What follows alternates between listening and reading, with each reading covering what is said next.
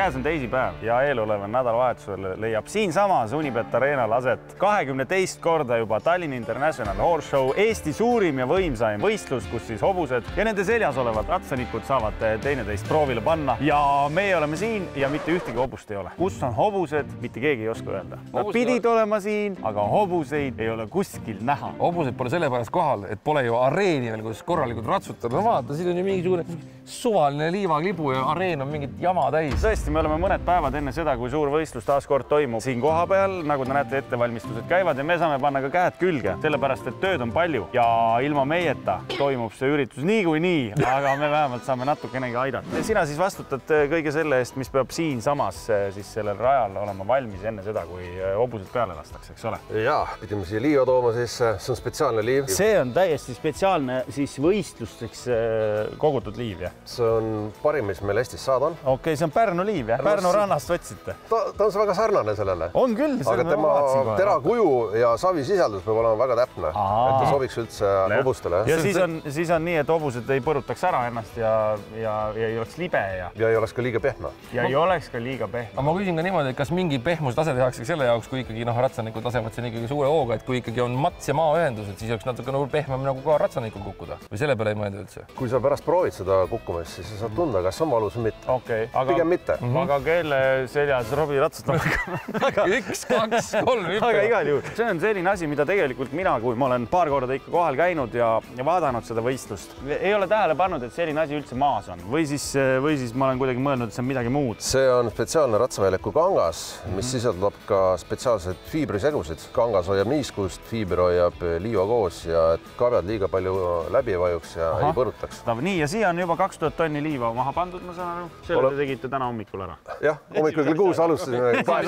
Kõigepealt tuleb see ratsaväljaku kangas enam-vähem laiali laotada pakkidena, siis tuleb ta veel käsitsi laiali laotada omakorda. Põhimõtteliselt see on stressi maandamise tegevus. Suurema tüki kätte saad, siis ka tead. Ma saan aru, mehed on 20 aastaseks, asjad on selgeks. Kurat! Jah, veel. Kas need on see uued jalanad? No muidugi. Oi. Vaata, kus seal mehed ka panevad. Näe, ongi jalaga, need löövadki jalaga. Kas teil on kõik hästi, stress on suur? No aga Robi, jumal hoidku, palun väga, see masin on ma olen ju selleks sinu oma. Oota, aga see on natuke väike. Ühesõnaga masinad ja nendega sõitmine ootab meid täna veel ees ja ma võin öelda, et masinad lähevad järjest vingemaks. Töötab, jah? Töötab, jah. Vilkur läks põlema? Jaa, vilkur töötab. Väga hea, seda ma oskan alati teha, nii. Ühesõnaga, tal on vaja siis paar tükki sinna taha poole vedada, eks ole, ja siis seal juba meie lükkame ta laiali. Tuleb täpsetes kohtades, kus ma nagu ära märkasin need kohad teile jaoks maha panna ja siis teeme pakid lahti. Robi, kuulsid või? Mis ta teeb nüüd? Kuhu see läheb nüüd? Mis ta teeb nüüd? See ei olnud see koht, kuhu see pidi ju maha lükkama. See ei olnud see koht. Robi, äkki kuulad korra? Mida? Sa panid juba minema, ma tahtsin öelda, et täitsa valesse kohta panid ju praegu. Masin on nii äkiline. Ma võtsin väga rahulikult ja väga äkiliselt läks praegu. Oota, ma proovin. Mina arvan, et äkki lähete sealt tagant ära. Ja nii. Te lükkate peale. See on ka hea mõte. Nii, ja nüüd me sõidame sinna, jah. Ära kiirusta, võta rahulikult, mis sa rabistad? No mis sa rabistad? Oota, nii, rahu. Ega siin ei ole nii, et igaüks näitab. Pane täpselt siia peale. Okei. Kus sa lähed? Siia X-i peale. Aga ma panin X-i peale, ma läksin autoga X-i peale. Miks sa autoga X-i peale viisid? No sa tegid mulle, tule siia. Lõpeta. Paar tükki veel ja... Ja nüüd lükkame ja viskame neid laiali, jah? Kuidas sulle õpetati?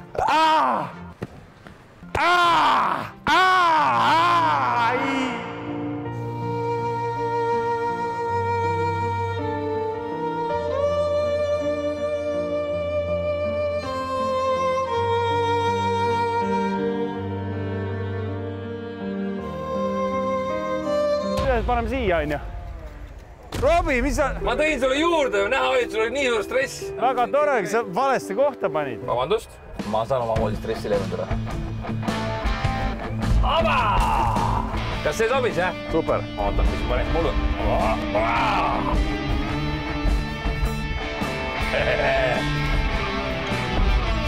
Kuule, see mõjub tõesti hästi, kui lõhkuda niimoodi. No on küll nii, ma räägin, on küll!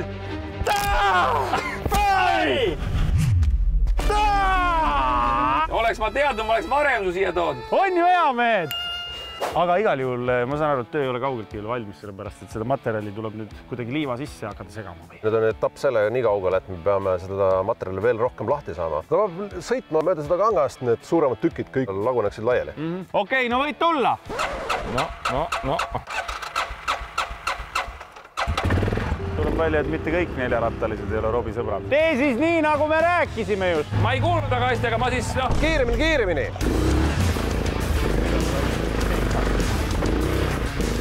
Ära meile otsa, tuleme ette eest ära. Ära seisma jää! No, ATV hakkab otsa saama. Hästi, läheb! Oot! Tulge nüüd ees, ma ütlen. Kaameramehe oleks praegu küll jätta. Tulge siit eest ära, keskelt peab köö tulema. Ma pean igale pool tulema.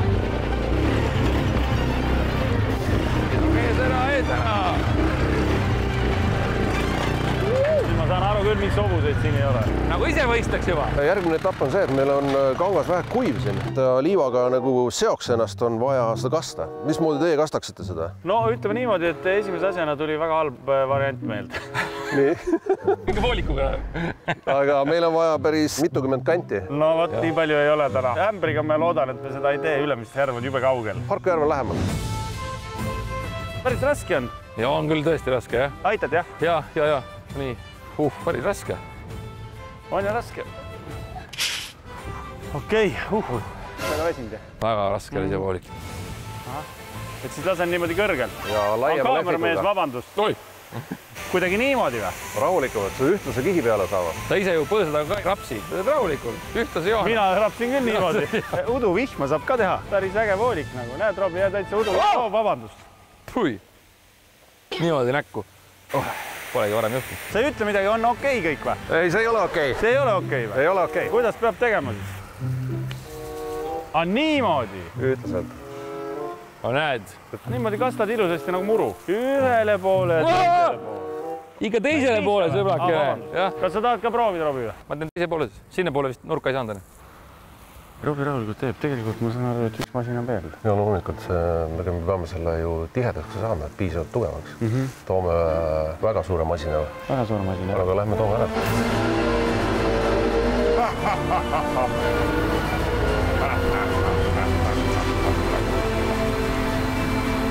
Robi!